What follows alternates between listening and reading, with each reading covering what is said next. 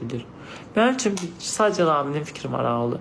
Dediğim kimi ileride her şeyi öğrendiklərində də Ramin'e diyeceğim ki Ramin, ailen her şeyi öğrenip bala. İstəyirsən davam eləyək, istəyirsən yollarımızı ayıraq. Ramin mənə qayırar deyər ki, Nil, mən səni sevirəm, mən sənə davam edirəm, mən ölərəm. İki dünya bir olar. Mənim ağzıma sıçalar, bir də Raminin o əlini bırakmaram. Çünkü mənim üçün hər şeydən vazgeçmiş insan. Mənim də Ramini niye çok sevmişsiniz? Çünkü bu kadar linç edirsiniz, bu kadar mobbinge karşı hələ də mənim əlimi tutur, ailəsinin qabağına çıxardır.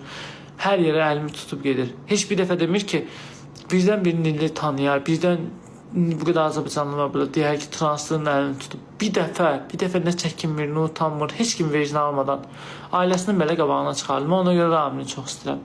Mən Ramini çox aşiq deyiləm. Zaten bu bəllidir, bunu hamı yazır da. Yəni mən Raminə çox aşiq deyiləm. Mən Ramini çox istəyirəm. Çünki Ramin məni o qədər çox istəyir ki, o qədər aşiqdir ki mənə.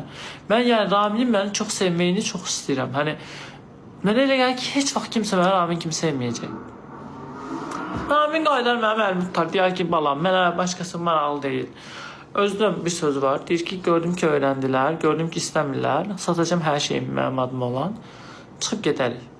Gedərik Türkiyədə yaşayarıq, vacibli Gürcüstanda, Batumda yaşayarıq. Mən 6 il Türkiyədə yaşamışam, özdə dansçılıq eləmişəm, hər kəsə hər şey edə bilərəm. Gedərəm Türkiyədə,